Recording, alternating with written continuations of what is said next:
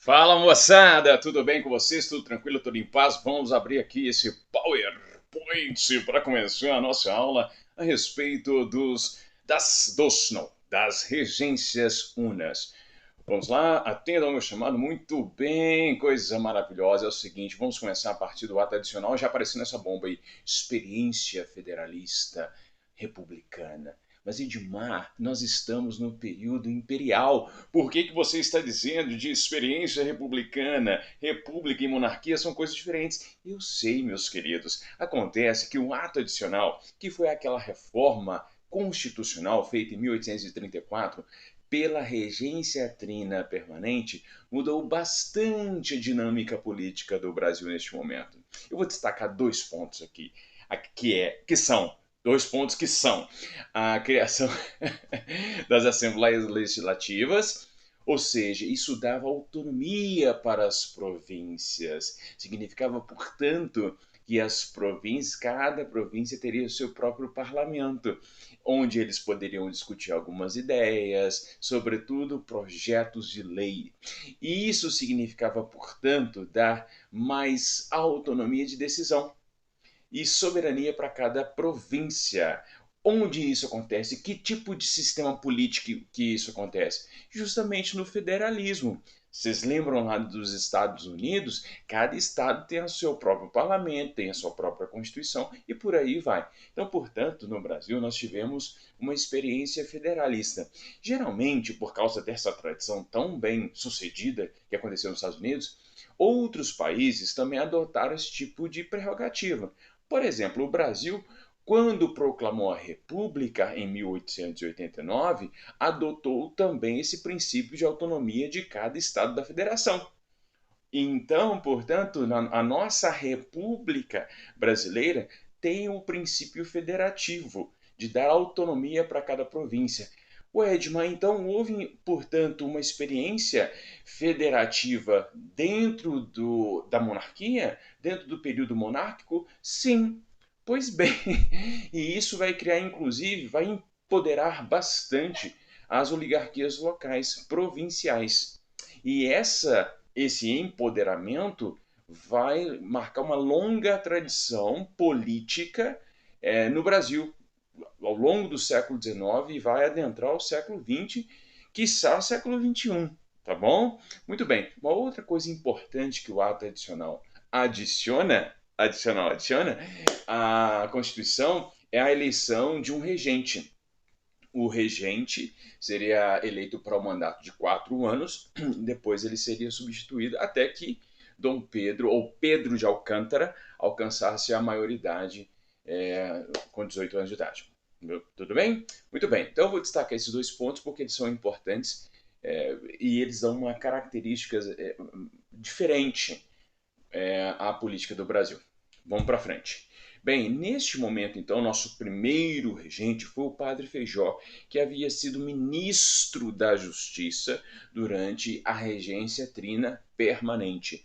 O padre Feijó foi eleito no dia 7 de abril. Olha a data que interessante, porque o 7 de abril de 1831 foi a data de renúncia de Dom Pedro I. E aí, neste momento, o padre Feijó é eleito.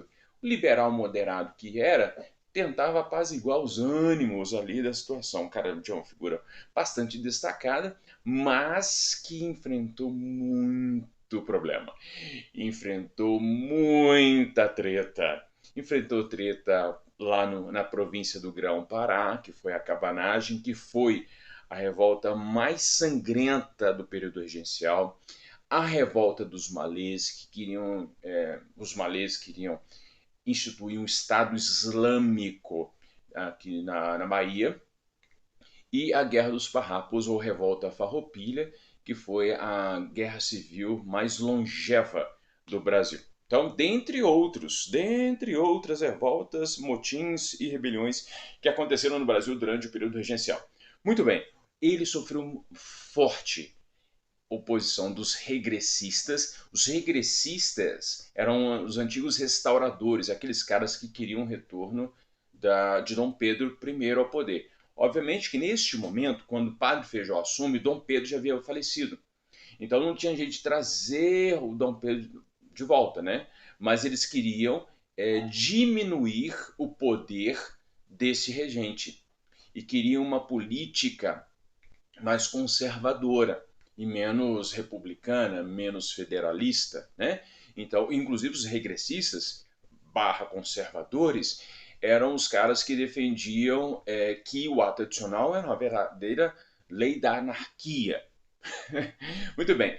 Agora, no final das contas, o Padre Feijó acabou tendo muitos problemas políticos, obviamente, com as revoltas acontecendo no país inteiro, mas ele também teve problemas de saúde, ele acabou se afastando do poder, ele acabou renunciando, dando espaço então para um outro político que é esse moço que é o Araújo Lima. Antes da gente avançar para o Araújo Lima, eu vou destacar aqui nesse slide as 5 maiores revoltas que aconteceram no país neste momento do período regencial, começando aqui com a cabanagem. A cabanagem durou entre os anos de 1835 a 1840. Qual era o objetivo da cabanagem? Eles queriam a autonomia da província. Ué, Dilma, mas a Assembleia Legislativa já estava isso. Não, eles queriam se separar. Eles queriam ter um governo próprio, um governo cabano. Cabano eles eram chamados assim porque muitas pessoas naquele momento viviam em pequenas cabanas, tá? Então essa revolta, ela durou até 1840 e eles, os cabanos, conseguiram tomar o poder. Houve 3 governos cabanos. Obviamente que as tropas regenciais atuaram de forma muito opressora e aí, no final das contas, muita gente morreu.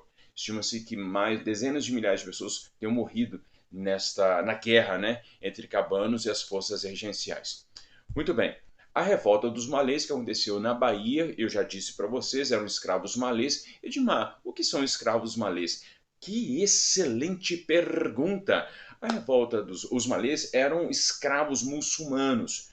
Eles haviam sido trazidos de uma parte da África em que já havia tido o processo de conversão de missionário para fazer com que as pessoas se tornassem muçulmanos. Então, muitos muçulmanos vieram para o Brasil, portanto, eles sabiam ler e escrever, e eles espalharam as ideias deles pela Bahia, pelo interior da Bahia. Eles divulgavam a ideia por meio de panfletos, enfim, inspirados também em revoltas já bem-sucedidas, como a do Haiti. Eles queriam instaurar aqui uma república muçulmana e converter todas as pessoas ao islamismo.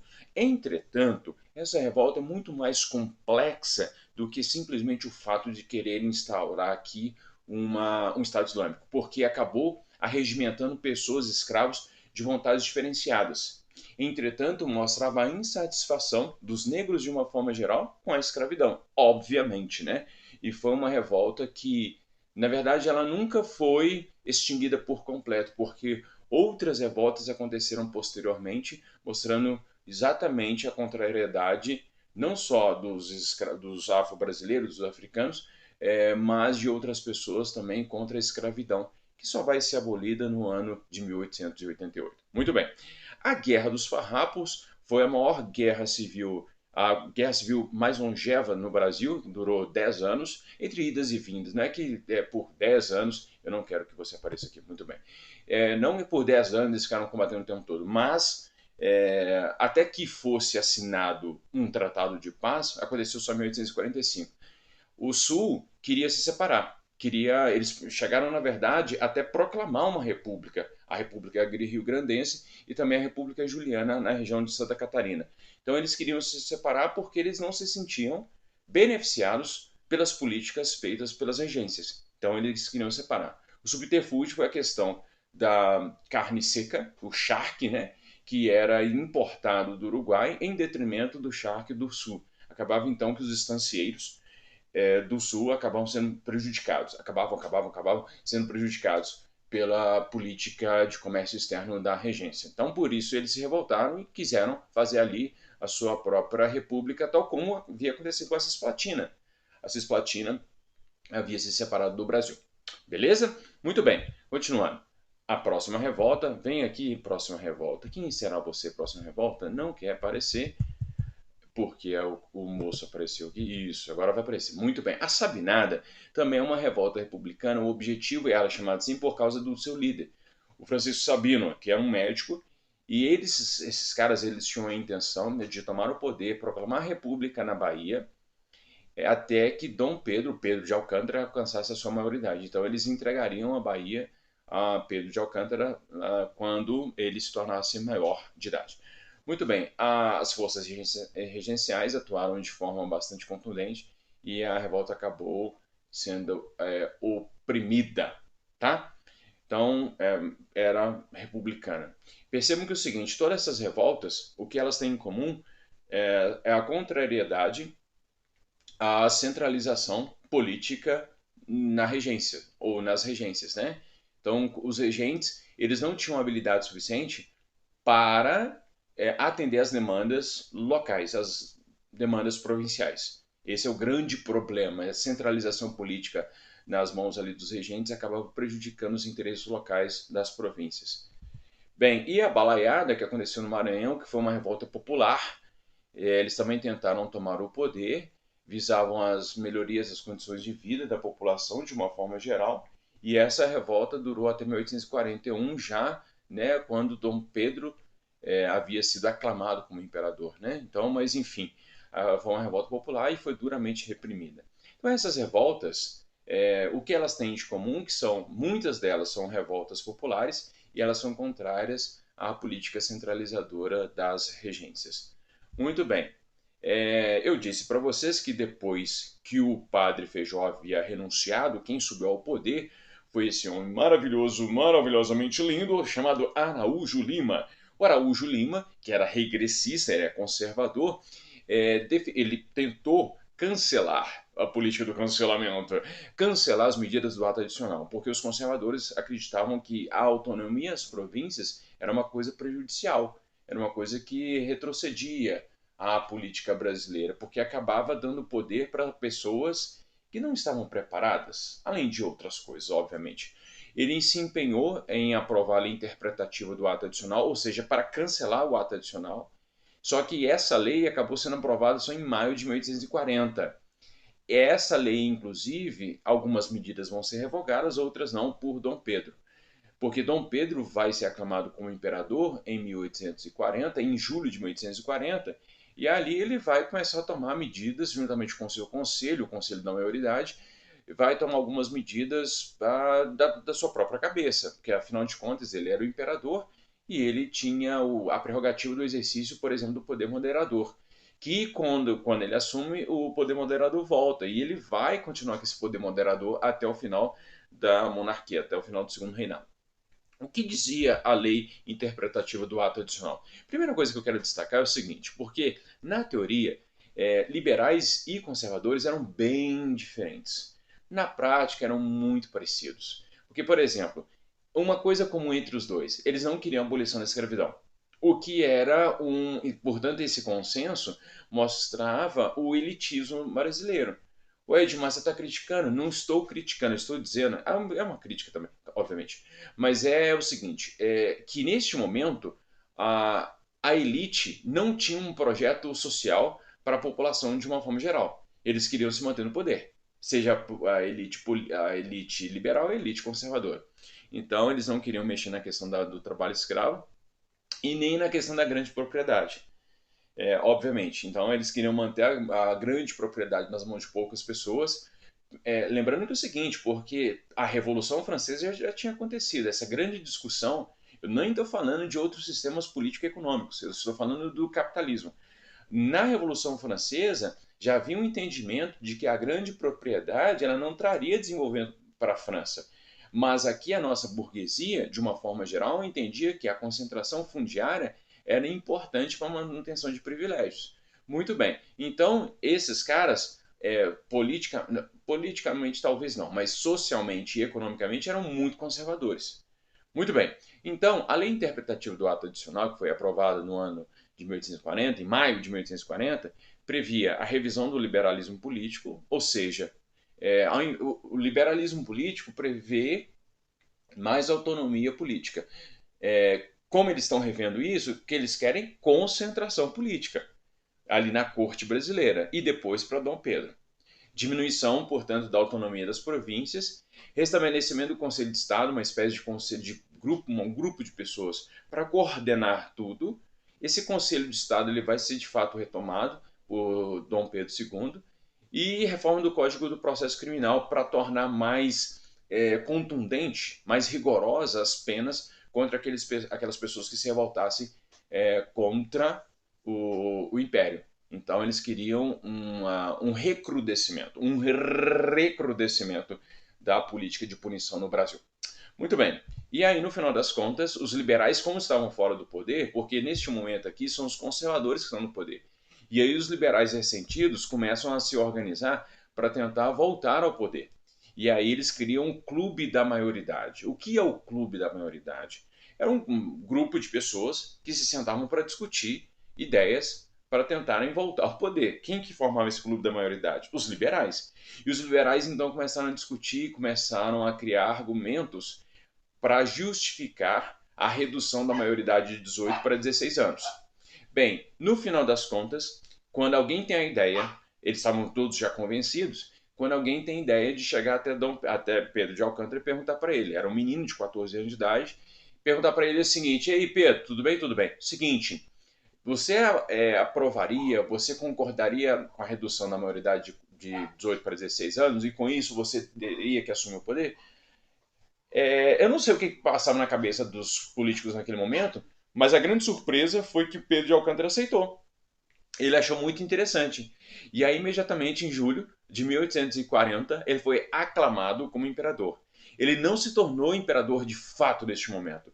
Ele foi aclamado como imperador e aí eles criam um gabinete de transição. Um gabinete, um grupo de políticos que vão ajudar Pedro de Alcântara até a sua coroação, que se dará em julho de 1841, quando ele se torna de fato imperador do Brasil aos 15 anos, ou seja, 16 anos incompletos. Muito bem, e aí o Pedro de Alcântara vai amadurecer sob os olhos do Brasil. Um menino que ainda nem tinha barba, obviamente, né, 14 anos de idade, só se ele fosse muito prematuro, mas ele não tinha barba ainda, e aí ele foi crescendo sob os olhos do Brasil com uma grande esperança. Pedro de Alcântara trazia, a figura dele trazia uma grande esperança da população. A população, de uma forma geral, acreditava que quando ele subisse ao poder as coisas iriam melhorar. E essa crença era tão importante, mas tão importante, que de fato, depois que ele sobe ao poder, as coisas mais ou menos se apaziguam. Pelo menos as grandes revoltas que aconteceram durante o período regencial, elas vão dar uma diminuída. Vai acontecer ainda porque, por exemplo, a Revolução Farroupilha só vai terminar em 1845. A balaiada só vai terminar em 1841. Mas acontece também a Revolução Praieira, lá em Pernambuco, e acontece uma série de revoltas quilombolas, revoltas escravas, de escravos que queriam a abolição da escravidão. Além do fato de haver também uma forte pressão da Grã-Bretanha para acabar com a escravidão no Brasil. Mas Pedro de Alcântara, Dom Pedro II, ele fica no poder de 1840, né, ali quando ele é aclamado, até 1889. Então ele fica, portanto, 49 anos no poder. Então ele nasce, cresce, amadurece e envelhece sob os olhos da população brasileira.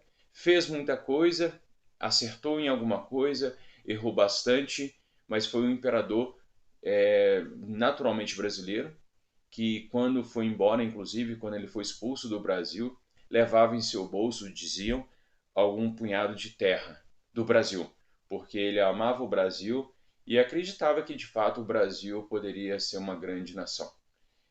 Não quis resistir à proclamação da República, isso inevitavelmente levaria o Brasil a uma guerra. Eu não sei qual seria a dimensão dessa guerra, e se de fato ela aconteceria, mas poderia acontecer.